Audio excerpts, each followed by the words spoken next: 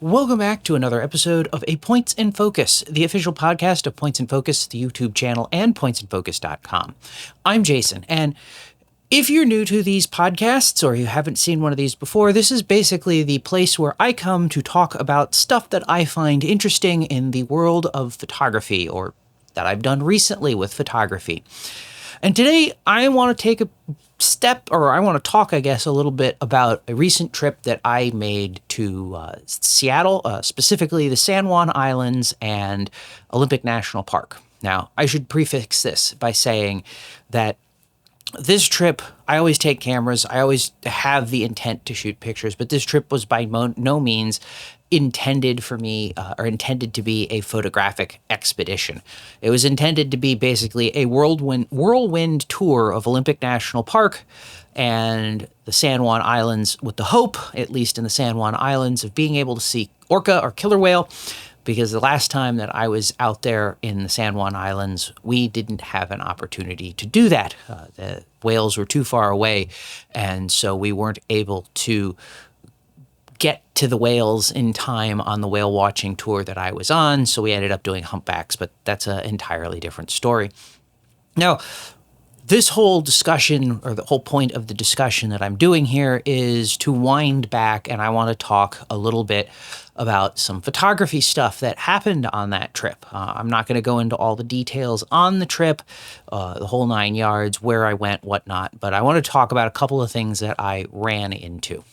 And the first of those things that I ran into actually was I don't know if I want to call it an issue or a problem or something like that. And ran into some stuff with the autofocus on my camera. So for this trip, I took my EOS R5 Mark II, a 100 to 500 for the whale watching, a 24 to 105 f4 for general photography, and a 15 to 35 f2.8, because I was really hoping that potentially while I was in Olympic National Park, even though the whole area is a rainforest, and obviously Seattle, Puget Sound, Vancouver, that whole area out there is known for rain and not clear skies and none of that. I was hoping to potentially get some good night astrophotography or night landscape images if I ran into, any luck, a clear night to shoot. Obviously, Olympic National Park is a dark sky site. It's far away from Seattle, and doubling on that, it's on the other side of a mountain range from Seattle. Certainly, most of it is. And that all blocks the light pollution. There's not much in the way of anything out there in terms of towns or big cities. And so great opportunities for things like the auroras, the Milky Way, night sky, or astrophotography. But anyway, that's what I had taken on the trip, was the R5 Mark II, the 100 to 500, and the other two lenses I mentioned. Now, of course, the 100 to 500 I took for the whale watching, which I was hoping to be able to shoot again or see some killer whales. In fact, we ran into a really big pod of killer whales. It was actually two pods that were traveling together at one point. Not quite sure why they were traveling together, but hey, I'm not a whale biologist. In any event, I wanted to make some comments on what I saw with my camera's autofocus system and the autofocus system performance. So the first thing on that note is that I was really impressed by the fact that even though, and I have no idea why this happened this way, but even though Canon does not advertise whale detection in any of their subject detection literature, and I'm pretty sure the camera does not have whales programmed into it for subjects to detect, it did an astoundingly good job on detecting whales. And specifically by whales, I mean like dorsal fins. Killer whales, male killer whales have those great big tall dorsal fins. And it snap in on them like nothing. I mean, it was just, they were there. The tracking, once it picked up, it stuck with it for the whole time. I mean, it was, really good. And I have no really good explanation as to why or what the camera could have been thinking it was detecting or doing or whatever, because as I said, subject detection does not, as far as I know, have whale dorsal fins as part of the process. In fact, it would detect and track the dorsal fin of humpback whales, which is way smaller, obviously, and way less obvious. And the camera did not have a problem picking that up. What I did have a problem with occasionally in some situations was the focus accuracy being on.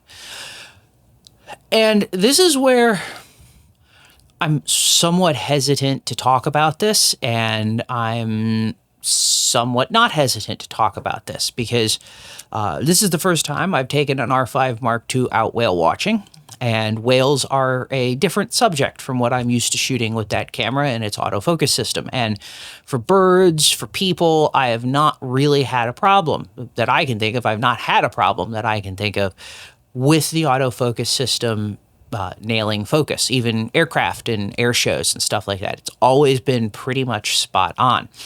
And I ran into a few, it was scattered, which is why I don't necessarily want to qualify this or call this a problem. I ran into a few instances where the autofocus would focus on either the water or the land that was not too far behind the whale's dorsal fin. And so I guess part of the reason I'm talking about this is if any of you out there have a lot of experience doing whale watching with an R5 Mark II or an R1, I'd like to, feel free to chime in and tell me kind of, what you have seen or what your experience has been. Does it, if you had an R5 before that, does it work better? Is it, have you seen issues like I'm talking about or not?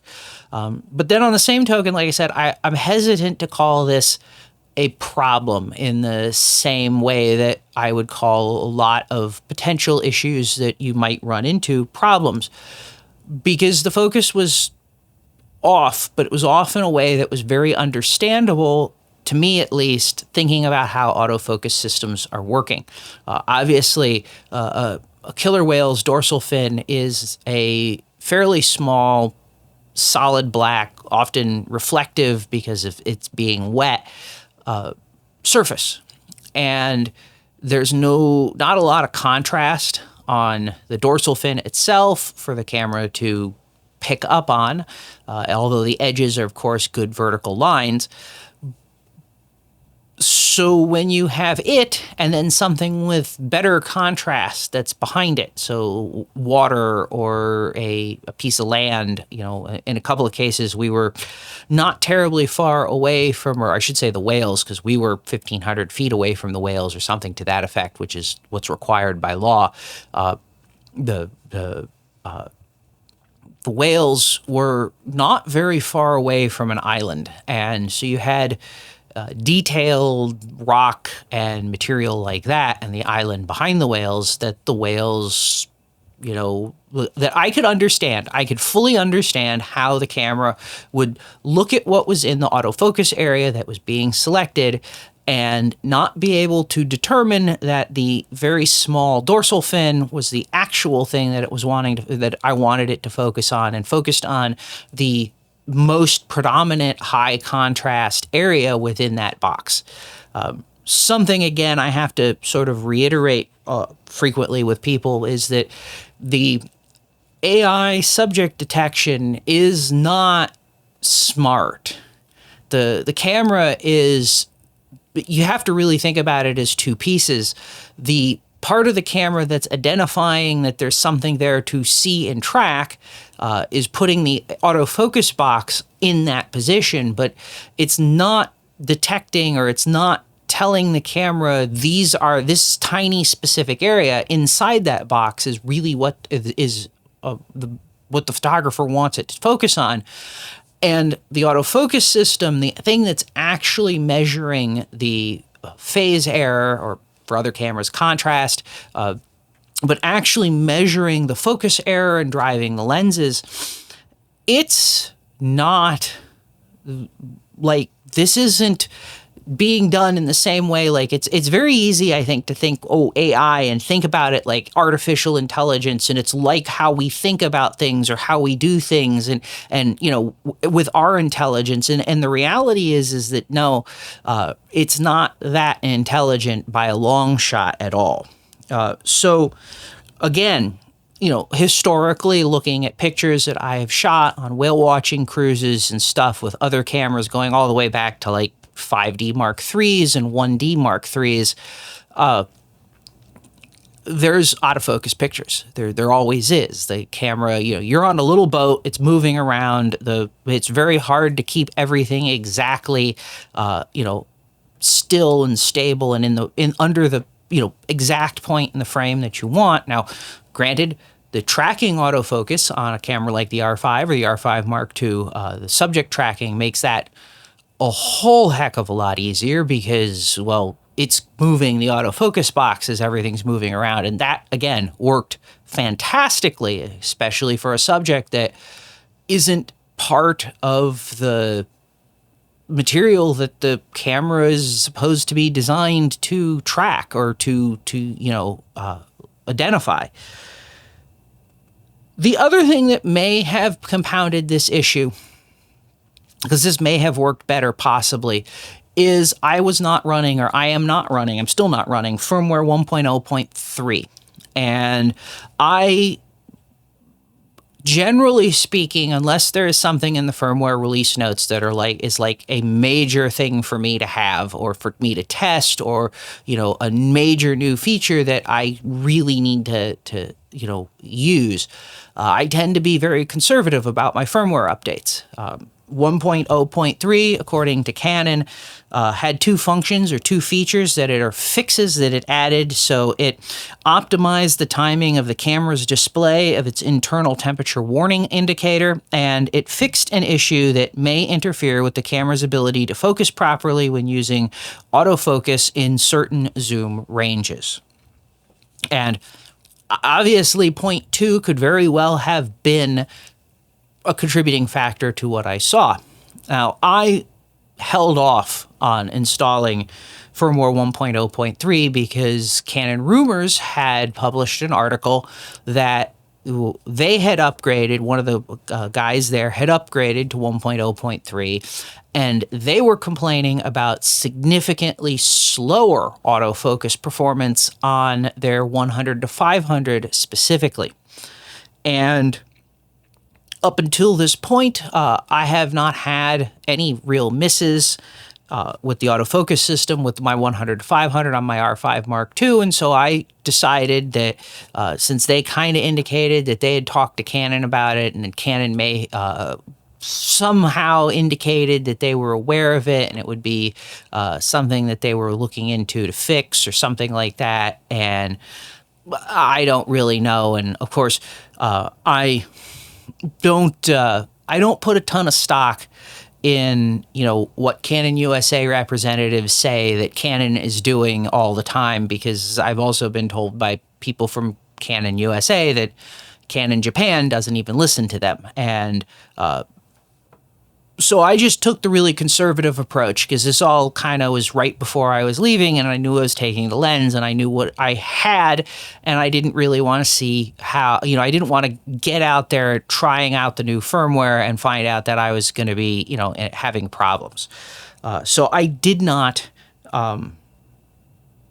upgrade the firmware, and that may have been to my detriment. So again, this is one of those things where the reality of photography in the real world. And, one of the reasons that, like, when I do tests and testing videos, I use resolution targets and controlled environments, and I don't just go out and shoot something and say, here, see, this is what the settings do, is the reality is that photography out in the real world is messy. And you're not necessarily going to get every picture that every picture you shot is not necessarily going to be in focus. And so autofocus systems are way better today than they used to be 10, 15 years ago and before that. But they also are not 100% infallible. And, that situation can actually be compounded to a certain degree because now we're shooting 20, 30 frames a second. I started on the whale watch with my camera in 30 frame per second mode, and then like 1,200 pictures in, I looked at how much I'd shot, and I went, I am not shooting anymore at 30 frames a second.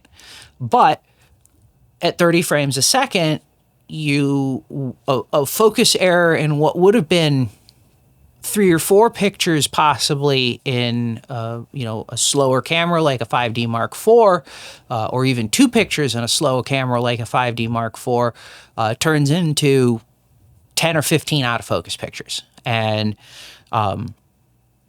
emotionally, psychologically, however you want to talk about it, the state of mind thing, that can be, I find, at least for me, a real frustrating thing when I'm not being very sort of cognizant of the fact that I am shooting at 30 frames a second, and at 30 frames a second, what I'm used to on my older cameras as being like, a 2-picture interval or two-picture time gap is now a 10-picture time gap or something to that effect. And then, when you go look at the pictures, obviously you have a ton of pictures. So that was, you could say, a very disappointing day. I definitely came out of that whale watching experience, put the pictures on my laptop. Especially, I missed one picture entirely.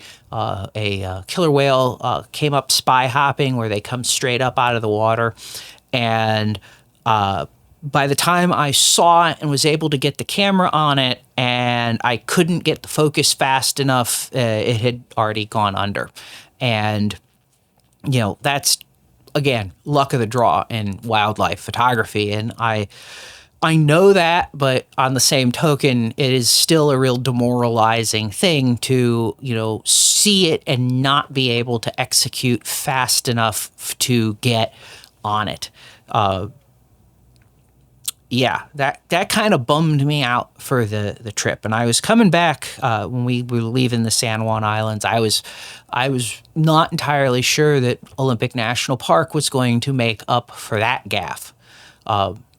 Although I should note, this is also something I ran into, and this is not specifically a camera problem, I don't think. This is, I think, more a my configuration problem.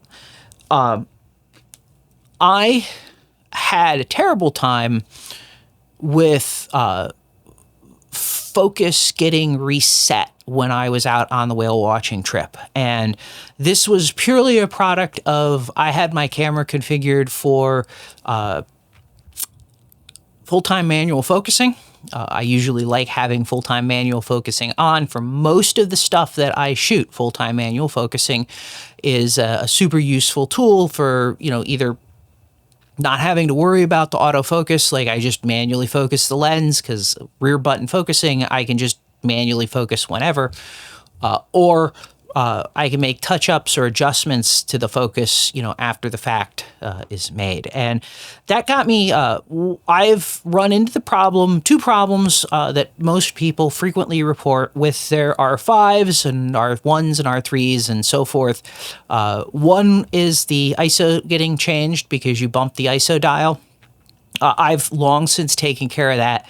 I have my lock switch on the R5 Mark II, or the lock button on the R5, set to lock the ISO dial. So it's I leave it locked when I'm not using it, especially like if I'm in auto ISO, I can leave it locked a lot of the time, but I leave it locked when I'm not using it. And that's easy enough to sort of train yourself into the habit of flipping the lock to on, or taking the lock off, hitting the button, whatever, when you are going to use the camera, and then snapping it back into the locked position when you're done. I ran into some issues with that for some reason, which it's usually never a problem for me, but on this instance, it actually was. Ran into some issues with that, and then I ran into an issue where my focus would keep getting reset. Well, I won't say reset, changed. I'm focusing on a whale that's between 1,500 and, let's say, 1,700 feet away, and I'd put the camera down or sling the camera again, and then when I'd pick the camera back up, it would be like at the minimum focus distance. And that was purely, again, a configuration error. I'm going to call it an error on my part of having the camera set to full-time manual focus, and where anytime I turn the focus ring, it's going to change the focus. Turn that off, that problem went away. But in 10 plus years, 15 years actually, of shooting with Canon long lenses, starting with a 100 to 400, the first generation EF lens, and then a 100 to 400 Mark II, and now the 100 to 500. This was actually the first time I had run into that in, being a problem and actually having a problem with that. And, it was a little, when it first happened, I was behind the game. I've had, I'm pretty good with, I like to think at least, I'm pretty good with diagnosing camera issues. But, in the heat of the moment when you're in the field and something keeps going screwy, it's not hard to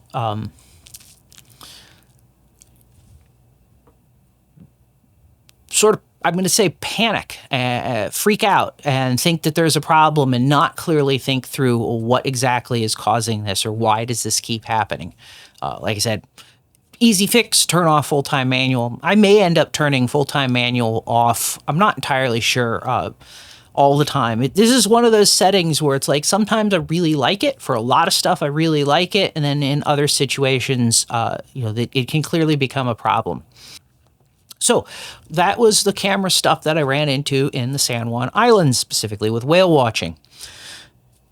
Run over to Olympic National Park, which turned out photographically to be, in many ways, the savior of the trip. It was certainly a lot more interesting. I didn't get to go everywhere I wanted to, cover everything I wanted to, and I didn't get to, I wasn't as thorough as I maybe should have been.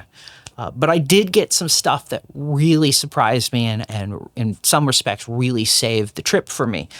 Specifically, an accidental aurora. It's this picture that I'm showing now, and a Milky Way over the cabins shot at the Kalalach on the coast in Olympic National Park. So yeah, both of these pictures were shot just outside our cabin at on Olympic National Park at the Kalalach Lodge. It was a bluff cabin. I think it was the last bluff cabin in the line of bluff cabins or something to that effect. And they're both stitched panos.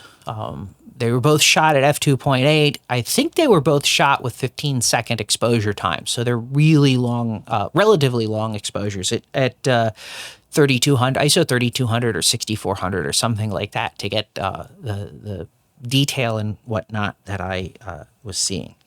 And the first shot, the what I'm calling an unexpected aurora, and I'm pretty sure that what you're looking at here is an aurora. It's very characteristic of what I would expect for an aurora. 2 days after we had left, and 3 days after we had left, there was a major solar storm, and auroras were visible at Olympic National Park, or were supposed to be visible at Olympic National Park. I wasn't there to see if I could see them. I don't know what the weather was like either. So I don't think that this was like lights from the nearest town was like 20 miles away, and it's the wrong color for headlights or something like that. There's no street lights or anything out there. And to underscore, I guess the major point here is this was not visible at all. This is a product purely of being able to capture more light in a camera than you can capture with the human eye. A 15-second exposure at f2.8 at ISO 6400 is that's a dark environment. That's a dark scene, and that really surprised me. Couldn't see it on the camera when I was shooting, so I had no idea I was getting it. Got it on my computer and was absolutely blown away by this. Just like in many ways, it saved my trip, in photographically speaking.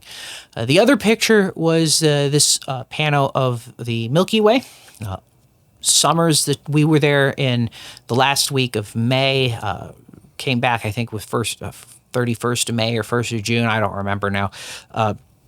Milky Way, galactic center, is most visible in the northern hemisphere in the summer, and of course you need to have a dark sky sight to be able to see it. So the last time I had anything from a Milky Way was when I was in Death Valley, many years ago now. I guess it was 2018, I think. It was the last time I shot a Milky Way picture, and this one is by far the best Milky Way picture that I have managed to get. So I live on the east coast of the United States, and there are no dark sky sites that are really good anywhere nearby from where I live. Like, it's a many hour drive minimum to get to a really good dark sky site. So when I'm in national parks that are especially out west and especially way far away from cities, I always try to do some night stuff.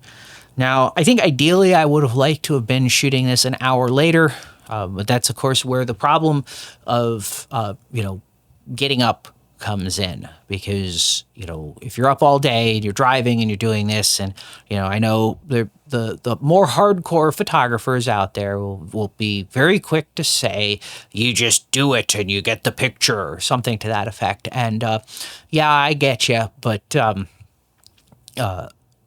my alarm, I didn't make it to my alarm. I woke up, popped up, jumped out, grabbed the picture. It was 30 degrees outside, and I was not wearing a big heavy jacket and heavy pants or anything like that. So instead of waiting an extra hour, I got what I got as best as I could in the circumstances with the camera, and went back to sleep so that I could spend the next day doing all the stuff that I was doing the next day. That said, I again ran into some problems.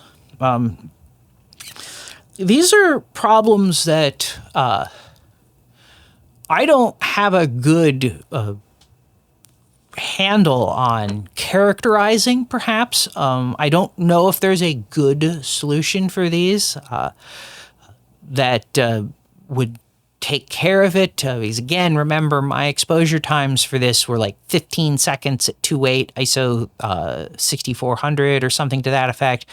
That's a very long, very low light situation.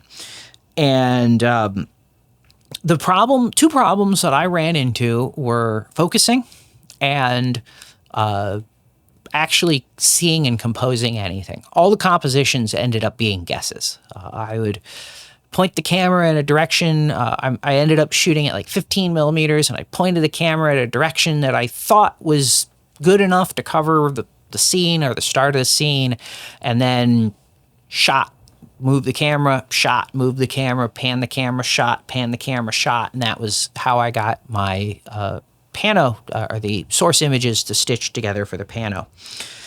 For focusing, the challenge was that finding a bright enough star. In an urban environment like where I'm at, focusing on stars at night is not a problem, because the only stars I can see are the brightest stars in the night sky, and my camera can absolutely find, see, pick up, and autofocus on them. But out in a dark sky site like this,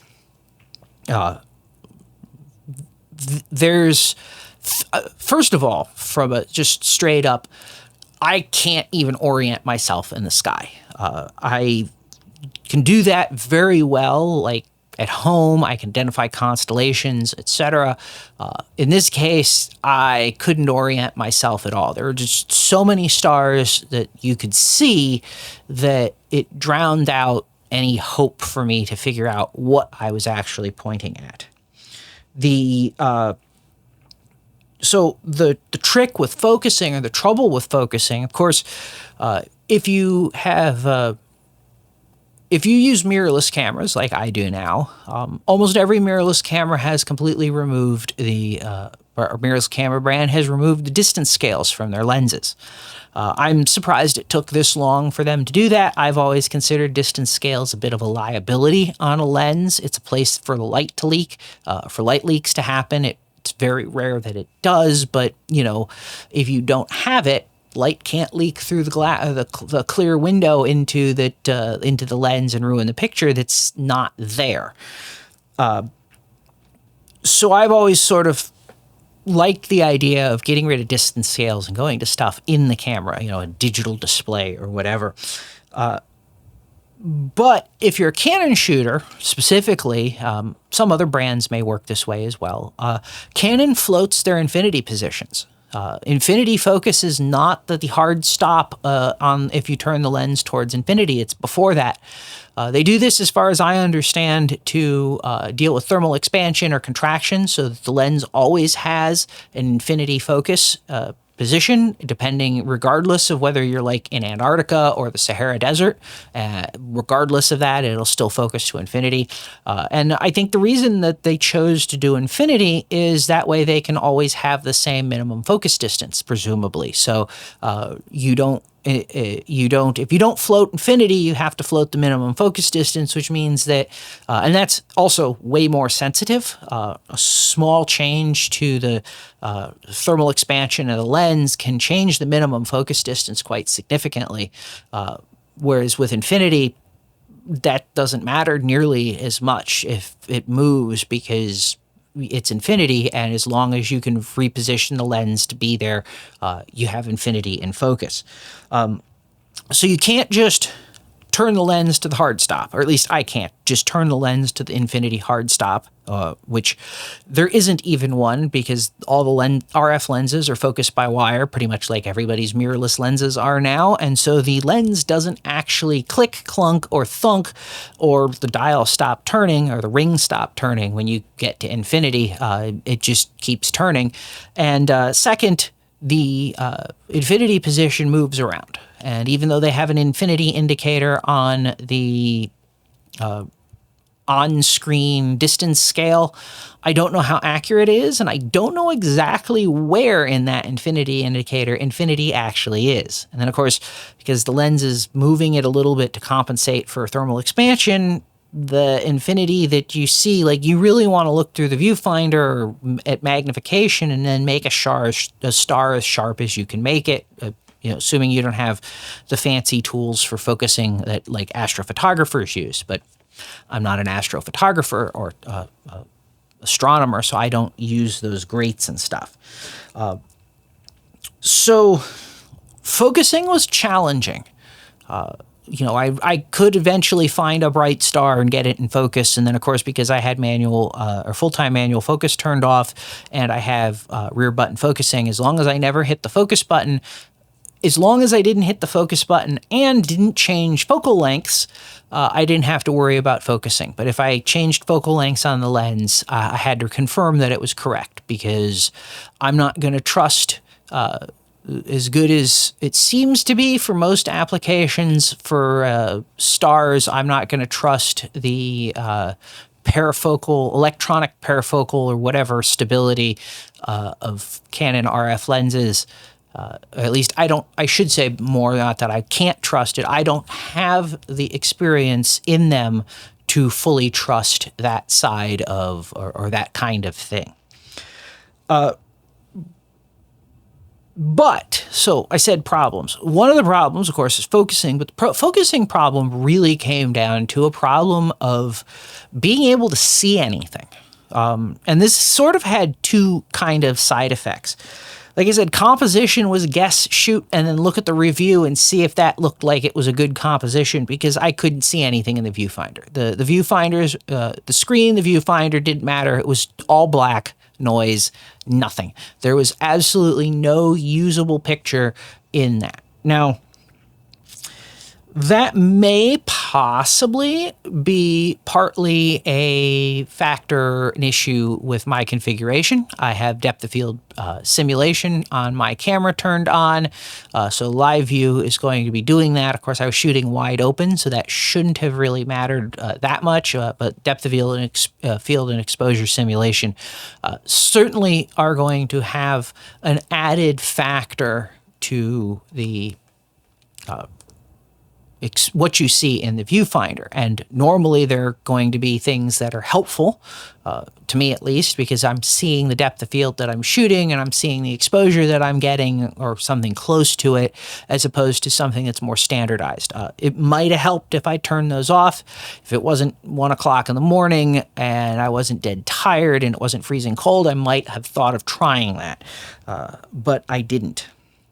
That said, it would be really nice if Canon would make some updates, I think, to their cameras to better facilitate this kind of night landscape astrophotography applications. And I'm thinking of a couple things. First of all, I'm thinking about something that's similar possibly to Nikon's Starlight mode on the Z9. I don't care so much about the autofocus, the improvement that Nikon sees in Starlight mode. So they go from EV 6.5 to EV 8.5 in Starlight mode for autofocus, which is great if you're photographing a bear or something at twilight or post-twilight or at night or something like that, where you really need the performance. But for astrophotography, as long as you can put a star in the focus box, the star's probably going to be, and you can see it, the star's probably going to be bright enough, at least in my experience, for the camera to focus on it. But on the same token, my understanding of Starlight mode is it also slows down the camera's viewfinder refresh rate and gives you a bit better of a live preview in darker situations. Now, I have a friend who's got a Nikon shooter. He's got Z9s. He'd let me try it if I wanted to, if I asked him, and it may be something that I actually go play with at some point just to see how it works out or handles, because I don't have personal experience with Starlight mode on a Nikon Z9, and it's something that I think would be very interesting to look at. But, and this is the big but, we're still talking about a 15-second exposure is what I was shooting to get a usable image, that I could see, understand, and make a print from, show people. 15-second exposure at 2.8, and this is if I'm at 6400 and the camera can go to 51,200, I think it is, because I think our 5 Mark II only has, if I'm remembering correctly offhand, it only has one stop of high, and it goes up to 100,000 for high. So 51.2 would be regular, the end of the normal range. So 12, 25, 50, that's 3 stops more of brightness. So that takes 15 down to 8 for 2 seconds. So you're still talking about, if you crank the exposure up to the maximum gain, or the ISO up to the maximum gain that the camera can do without digital multiplication and all of that, but normal ISO range, I should say, you're still talking about a 2-second exposure, and you're still talking about a viewfinder update every 2 seconds. So I don't know if there's an actual solution to this, or again, I don't get to shoot these kind of dark, really dark night landscapes very often. So if this is something you do and you have a technique that works really well for this, leave it in the comment, because this is something I really enjoy. The pictures, I really enjoy shooting it. And I just don't have the experience, and I don't have the access to get out and do it as frequently or as often as I'd like. And consequently, I just don't have the experience and knowing all the tips and tricks and little ins and outs and how to get your camera to, push your camera over the limit on that. The other thing that I'd almost like to see Canon implement, and I don't know if they actually can, well, easily can, is like an infinity focus button that actually puts the camera at infinity focus. Again, I know they float the infinity position, and it's something that would be almost impossible to do if you don't have the feedback from the autofocus or from the image sensor. Because if the feedback, the autofocus system on all cameras, whether it's a DSLR, or point and shoot, or a mirrorless, high-end mirrorless, whatever, it's all a closed loop. The lens isn't the loop, the camera is the loop. So the camera tells the lens to move so much, and then it remeasures what the focus actually looks like. And so a push to go to a position function, you don't really have that loop if you can't actually see the stars. Now, of course, there's all kinds of things you could potentially do to deal with that, from complicated stuff with thermal expansion and knowing how much the lens is going to move for the temperature that it is inside, which of course would require new lenses, or even just super long exposures that get measured and processed in an astrophotography situation. Something like that. Again, I know Canon doesn't really focus on astrophotography or night landscape stuff. And this is, again, I know, kind of a niche thing. And again, I know there's probably things I could do that would work easier or better that I just haven't thought about or don't, again, have the experience with. But that was some stuff I ran into with that. I'm going to wrap this up with one last comment. I ended up buying Sun Surveyor while I was out there, the iPhone app for plotting the moon, the sun, sunrise, sunset, so forth. And I have for years years ago, I purchased the photographer's ephemeris for my phone, tablet, etc. And I've used that for a long time. And if you are the kind of person who is doing landscapes, night landscapes, like the Milky Way, etc., or where you really are concerned about where the sun is, or where the Milky Way will be, or where the moon's going to be, or sunrise and sunset, I have to recommend it. Again, I bought it because I was struggling to figure out how to do what I was trying to do, figure out where the Milky Way would be in the photographer's ephemeris. It'll do it. It's not terribly hard, but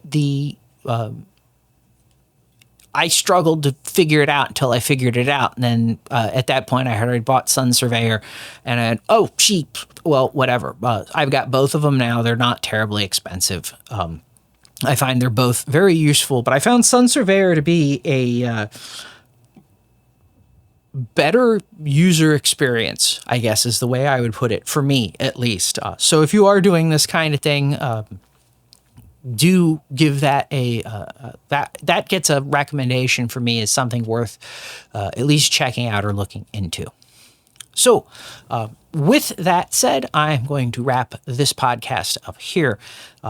As always, if you have some tips or tricks on any of the stuff I talked about, or some experience with the whale photography, shooting from boats, the night landscape, astrophotography stuff, something that obviously I possibly missed because, hey, it happens, and this is stuff I don't do, especially the astro or the night sky stuff I don't do all the time. Let me know. Leave it in the comments below. I'd love to find, I'm always looking for what I can do to improve me. I've long since realized that I am the limiting factor in my photography, not my camera. And so, every little tip and trick that I can pick up for getting a better image or, making things easier in many of those situations is, something I'm always interested in. So with that said, as always, if you found this useful or at least interesting, hit that like button. If this kind of thing seems like it might be your kind of thing, please consider subscribing if you haven't already. Of course, the regular content is very technical camera-oriented stuff that you might find interesting as well. So with that said, thanks for watching, and I'll see you next time.